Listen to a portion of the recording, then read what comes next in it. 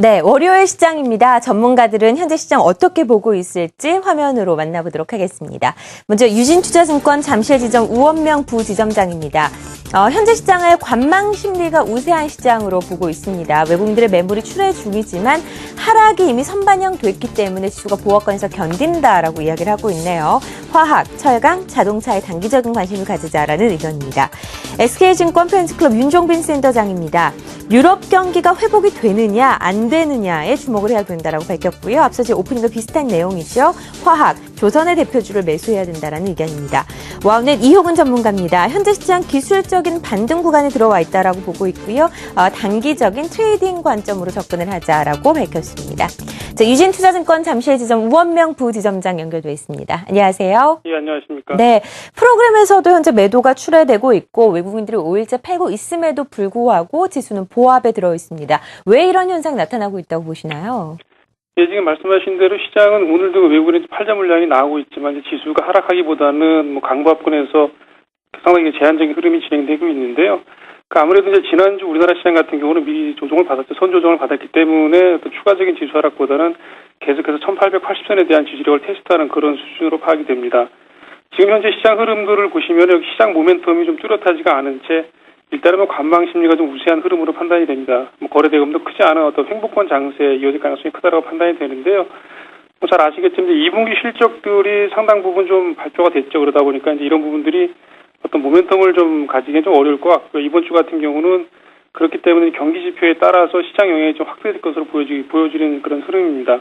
이번 주에 나올 그 지표들 보시면 유럽의 2분기 GDP 예비치가 나올 거고요. 그다음에 미국의 물가 상승률 같은 지표들이 나올 텐데 이런 부분들 좀 관심 있게 보셔야 할 것으로 생각이 됩니다. 말씀드린 대로 관망 심리가 우세한 시장이다 보니까 업종별로도 어떤 추세적인 흐름보다는 이제 순환매 차원의 주가 흐름이 이어지고 있는 것으로 보여지는데요. 아직까지는 어떤 단기적인 순환매 차원의 대응 정도가 바람직할 것으로 판단이 됩니다. 말씀드린 대로 화학이나 철강, 자동차와 같은 경기 민감 업종을 중심으로 해서 기대 수익률을 좀 짧게 잡고 순환매 차원으로 대응하시라고 말씀드리겠습니다. 유진투자증권 잠실지점 부지점장과 함께 현재 마감 전략 확인해봤습니다. 자, 나머지 3명 전문가들의 의견도 계속해서 들어보도록 하죠. SK증권 영업부 PIB센터 김춘석 부장입니다. 현재 시장에 대해서 종목의 실적이 과연 증가하느냐의 여부를 따져야 할 때라고 보고 있고요. 휴대폰 부품주, 반도체 장비주에 관심을 가지자라고 전략을 세우셨습니다. 와우넷 김우신 전문가입니다. 동양증권 김우신 전문가죠. 지지권 1900선이 이탈된 상황에서는 신중한 전략이 유지되어야 된다라고 보고 있습니다. 외국인과 기관 수급보전 종목에 관심을 가져야 된다라고 보고 공고투자 비중이 4% 늘어난 38%로 제시했습니다. 동양증권 김우신 부장의 의견이었고요. IBK 투자증권 분당지점 이현상 부장입니다. 중국의 산화 제한 정책이 완화될 것이란 기대감이 좀 커져가고 있습니다. 우리나라의 이런 관련주들, 영유아 관련주들 관심 있게 살펴보자라는 이야기네요. 자, 오늘은 SK증권 김춘석 부장이 연결되어 있습니다. 안녕하세요. 네, 안녕하십니까? 네, 시장 어떤 점을 저희가 좀 관심 갖고 봐야 할까요? 지금 오늘 시장을 보게 되면 이제 거래소는 좋은데 이제 코스닥 쪽이 좀 안 좋은 그런 분위기 있지 않습니까? 이거 보게 되면 이제 미 ITC에서 특허 심판에서 삼성전자가 패소했다는 부분, 이런 부분 때문에 다시금 IT 관련 중소형주들, 특히 코스닥 관련주들이 불안감이 증가하는 걸로 보이고 있는데요. 제목에서도 말씀드렸던 것중 가장 중요한 것은 종목의 실적 부분일 것 같습니다. 과연 종목이 실적이 늘어나느냐 아니냐를 따져봐야 될 것 같고요. 그렇다면 이제 2, 4분기보다 3, 4분기 실적이 어떨 것인가 따져봐야 될 것 같습니다. 지금 봐가지고는 그렇게 나빠질 거라고 보이지는 않지 않습니까? 일단 그래서 실적 부분에 집중하자는 분위기고요. 오늘이라든가 내일 모레까지는 일단 보게 되면 전력난이 가장 큰 이슈가 될 것 같은데요.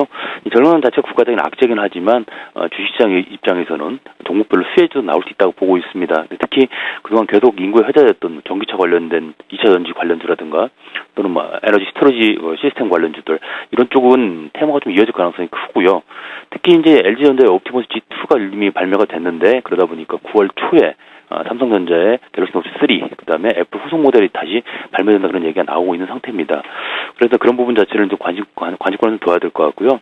특히 계속해서 나오고 있는 삼성전자라든가 LG전자의 하반기 OLED 장비 쪽의 투자, 이런 부분도 생각을 해본다면은 결론적으로 휴대폰 부품주라든지 그다음에 반도체 OLED 장비 관련 쪽은 좀 더 관심을 가져도 될 것 같다, 이런 생각을 가지고 있습니다. 이상입니다. 네, 지지부진한 시장에선 여전히 종목에 관심을 가져야 된다라는 의견이죠. 전기차 테마 그리고 신작 스마트폰과 관련된 부품주들 살펴보자라는 의견이었습니다. SK증권 영업부 PIB센터 김춘석 부장이었습니다. 고맙습니다.